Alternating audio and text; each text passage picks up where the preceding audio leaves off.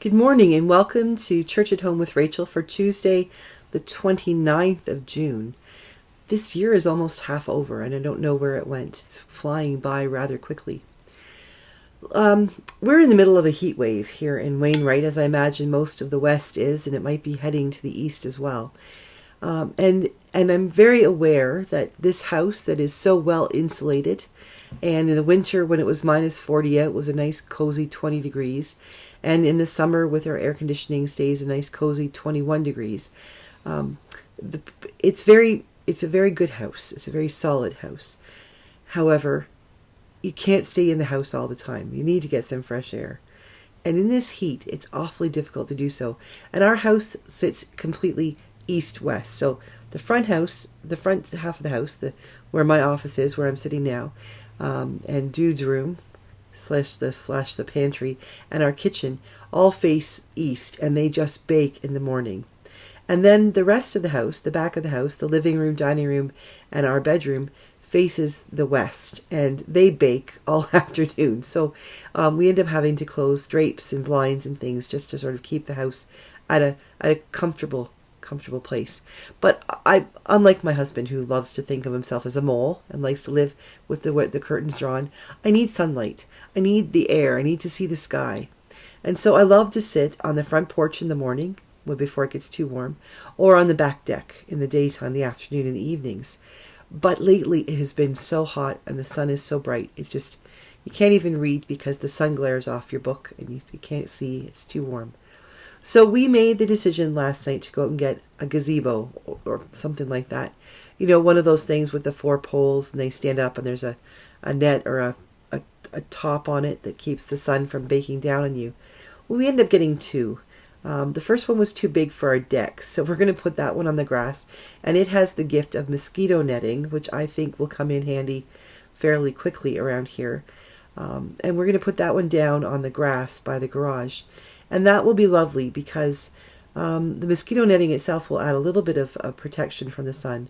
But also it will be up against the garage, which means that at about 4 o'clock in the afternoon, a bit of shade comes from the garage anyway. So it'll be a lovely spot that we can sit and have our coffee in the evenings and just relax. Or in the daytime I can read or work on sermons on my computer.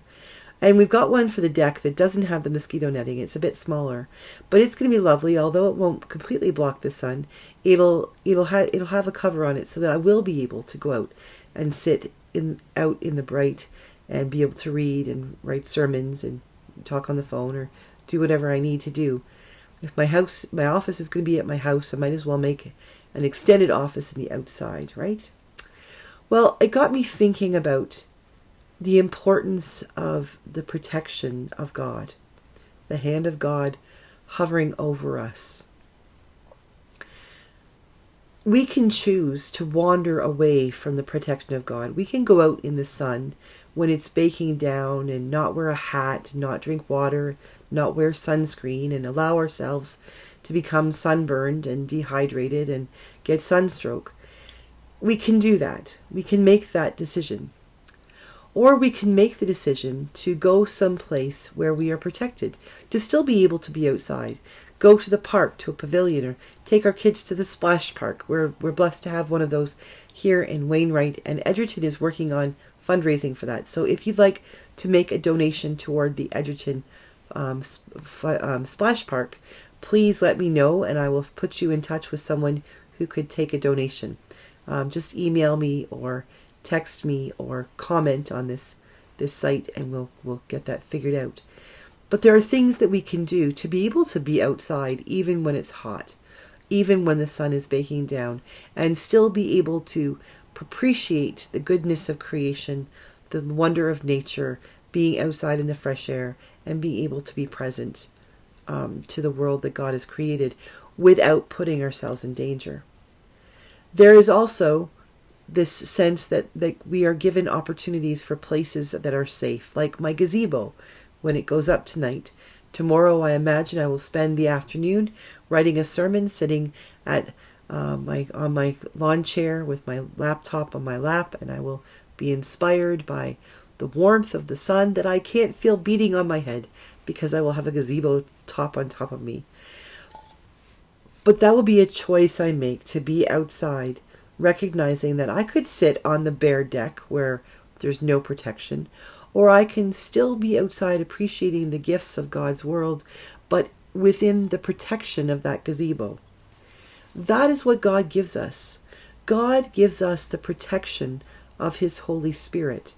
God gives us the gift of reconciliation and healing and salvation through His Son, Jesus Christ. God allows us to participate in creation by being created, if we are willing to participate. But participation means acknowledging God, reaching out and receiving Jesus Christ, and allowing ourselves to feel the presence of the Holy Spirit. I read something a few minutes ago about something in Latin that says, bidden or unbidden, God is here.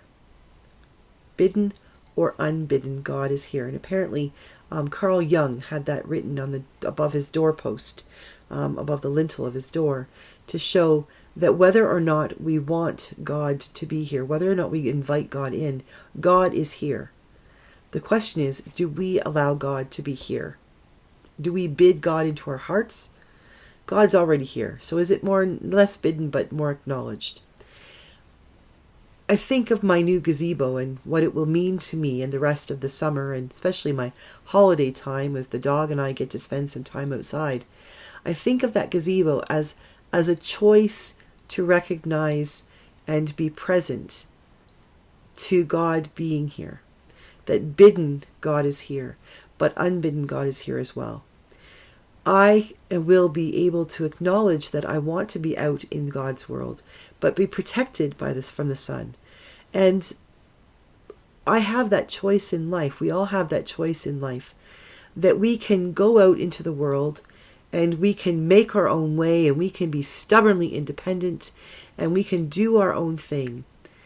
But if we don't invite God to participate with us, if we don't recognize God's presence, bidden or unbidden, if it goes unbidden, then we are denying ourselves the gift of God's protection, the gift of God's solace, the gift of God's laughter when we laugh, the gift of God's love when we are lonely, the gift of God's love when we are overflowing with love ourselves. It's a choice we make. It's like what I will do when I go outside once those gazebos are put up. Do I choose to go outside at all? Do I choose to go and engage in God's world? And if I do I go out into God's world and acknowledging that God is all around me and is protecting me and is engaging in life with me? Or do I simply ignore God's presence and go off on my own? If I do, I am setting myself up for a metaphorical heat stroke and dehydration, because I'm not utilizing the gifts that God has given me of God's self. But if I go out into the world, if I go out into nature and into the sun and into the heat, and I take advantage of this gift that I have of my gazebo, if I take advantage of the gift I have of being able to sit down under a top in the shade with mosquito netting protecting me from those annoying mosquitoes, if I take advantage of those things, it's like going out into the world and taking advantage and recognizing the gifts that God has given and accepting them and using them for what they were meant. I have the choice. I can stay huddled up in the shell of my house. And while it's comfortable and it's not unhealthy, it's not as healthy as it could be as if I were to go out and get fresh air. If I were to venture out into God's world and celebrate the gifts God has given. But then when I'm out there, I have two choices. I can ignore the gifts that God continues to give me, protection, presence, the whispering of his wisdom, taking God's advice. I can go out there and get sunstroke and get sunburned, and I can completely come back in the house frustrated because it's just so awful out there. Or I can use the gifts that God has given me, like that gazebo, of paying attention to where the Holy Spirit is working in my life, recognizing the providence that God has placed upon me, the protection that I am receiving through Christ. It's like living and eating my lunch and celebrating life with dude and reading my books and writing sermons under the protection of a gazebo.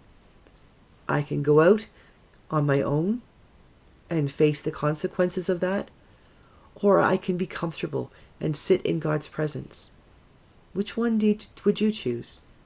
I know what I'm going to choose, and I am looking forward to helping Rob erect that gazebo tonight, because I need to be outside even when it's stinking hot. I need some fresh air. I need to hear the birds chirping, the children laughing, the wind blowing through the leaves. I need to feel the presence of God. But this way, I can also feel the presence of God while knowing the protection of God as well. So, what choices will you make? Will you stay huddled up in your home? Will you go out into the world fiercely independent and allowing yourself to be sunburned and heat-stroked and dehydrated? Or will you go out into the world claiming the protection of God in your life? Allowing the Holy Spirit to hold a parasol over your head to protect you from those things that would hurt you, but allowing you to go and experience the beauty of God's grace. It's your choice. I can't force you to do the right thing, but I can encourage you.